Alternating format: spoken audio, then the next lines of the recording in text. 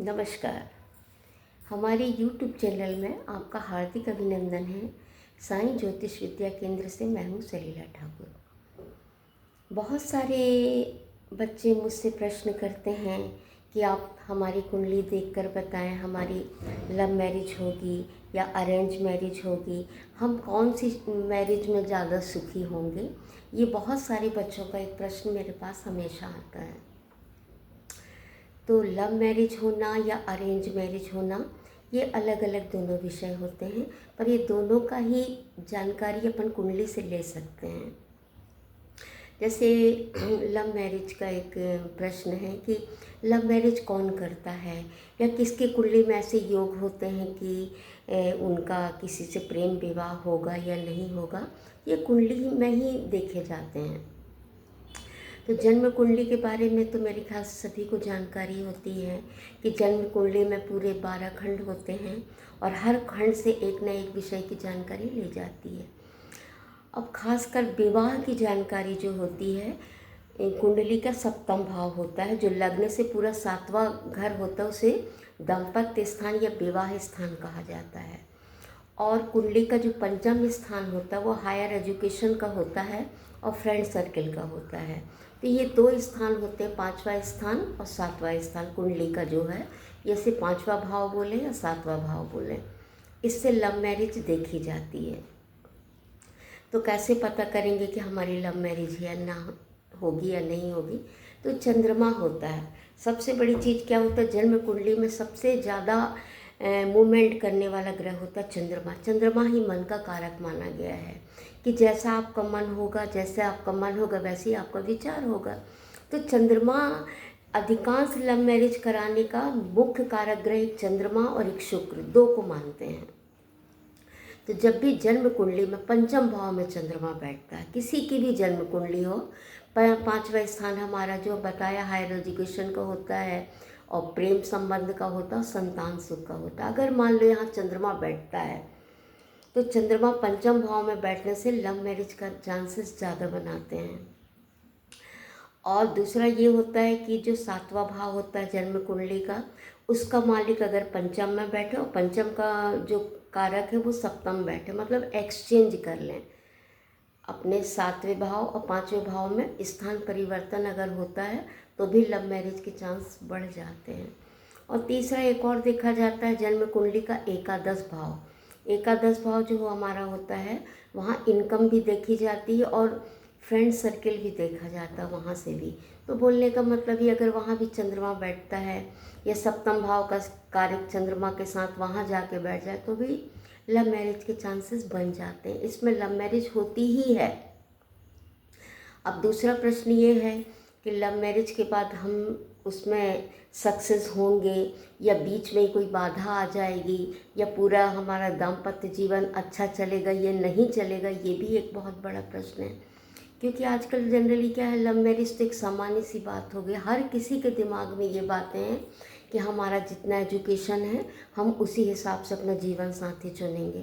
तो ये बड़ी बात भी सही है कि भाई आप आजकल का सारा कल्चर ही बदल गया है, सारी कल्चर बदल गए। इसमें आप अपनी मानसिकता पे ज़्यादा डिपेंड करेंगे कि आपकी कैसी मानसिकता, आप कैसा फ्रेंड सर्कल चाहते हैं, वो एक अलग मैटर है। पर इसके बाद अगर हम सुखी हैं कि नहीं, ये तो प्रश्न है ना। तो इसके लिए सबसे बड़ी चीज़ है, प्रेम विवाह करो या ना करो, सबसे बड़ी चीज़ प्रेम विवाह में भी एक मर्यादित होना चाहिए कि हाँ मर्यादा में है हम और प्रेम विवाह हमारा हो गया। इसके लिए गुरु है सबसे बड़ा, जुपिटर। जुपिटर बुद्धि का कारक, ज्ञान का कारक होता है। अगर किसी भी हाल में जुपिटर की दृष्टि पंचम भाव में, सप्तम भाव में या एकादश भाव में पड़ रही है तो आप विवाह के बाद बहुत सुखी रहेंगे और एक संभ्रांत परिवार में आपकी शादी होगी और बहुत अच्छी ज़िंदगी जिएंगे आप। लव मैरिज का एक ये भी बहुत बड़ा एक मैटर होता है, गुरु की दृष्टि।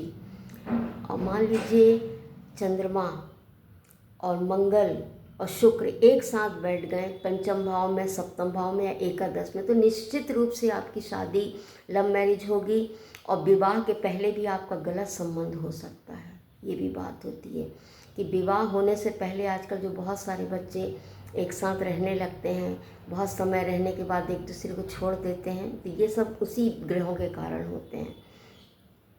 अगर तीनों ग्रह एक साथ होंगे तो उत्तेजना भी बढ़ेगी और मर्यादा का कोई ख्याल नहीं रहेगा इस ऐसे मैटर में।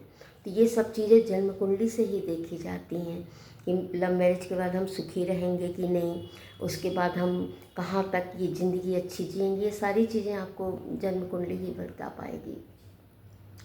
और दूसरी चीज़ क्या है कि जैसे कई बच्चे ऐसे रहते हैं कि बहुत समय तक तो उनका एक किसी के साथ संबंध बना और एंड शादी का समय आया और किसी न किसी कारणवश से दोनों परिवार के लोग एग्री नहीं हुए या दोनों में किसी बात को लेकर के अलगाव हो जाए, तो ये भी ग्रह ही कराते हैं।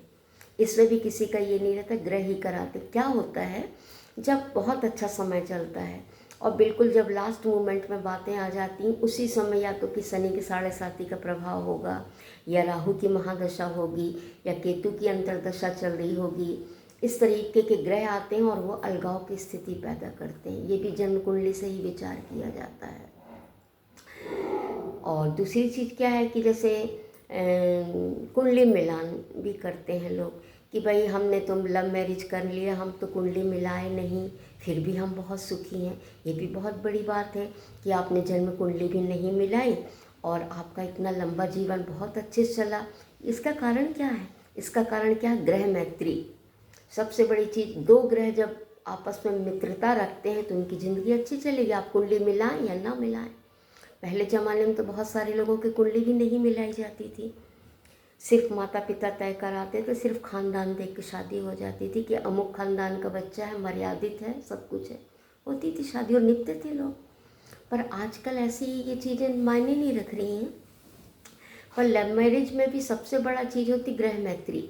जब दोनों बच्चों का एक विचार होगा, जैसे सपोज मान लो दोनों की अग्नि तत्व राशि है, दोनों का एक नेचर है, ईगो वाला है, ये है, तो दोनों एक साथ अच्छे से रह पाएंगे क्योंकि दोनों का ब्रेन लेवल एक होगा, दोनों का खान पान एक होगा, दोनों की बात करने की शैली होगी, दोनों का बौद्धिक स्तर एक होगा, ज़िंदगी अच्छी चलेगी। और मान लीजिए कि इसमें जैसे मान लो किसी का अग्नि तत्व है और किसी का जल तत्व है, तो दोनों अपोजिट है। जल और अग्नि कभी एक हो ही नहीं सकते। थोड़े दिन का मिलाप हो गया किसी कारणवश तो ठीक है, फिर बाद में बहुत समय के बाद दोनों अपने अलग हो जाएंगे, नहीं सक्सेस होंगे क्योंकि अग्नि तत्व वाला हमेशा उत्तेजना में रहेगा, वर्चस्व की उसके में ईगो बहुत ज़्यादा होगा। और जल तत्व वाला हर चीज़ में एक उसको लेगा कि चलो आज जाने दो, कल ठीक हो जाएगा, ऐसा फिर बहुत समय ये चीज़ें चलती नहीं, फिर अलगाव की स्थिति होती है। तो मेरे ख्याल से जिन दोस्तों ने ये मुझसे प्रश्न किया था लव मैरिज या अरेंज मैरिज, तो मेरे बताए हुए से थोड़ी तो उनको जानकारी हुई होगी। और आज का मेरा विषय यही था। आपको मेरी जानकारी कैसी लगी? आप लोग कमेंट्स करके बताया करें, जिससे हम लोगों को आगे और बताने में सुविधा होगी। आपको हमारा बताया अच्छा लगे तो हम और अच्छा बताने की कोशिश करेंगे। मान लीजिए हमारे ज्ञान में कुछ कमी है तो आप लोग भी कमेंट्स करके बताएं, उसको सुधारने की कोशिश की जाएगी। जी नमस्कार।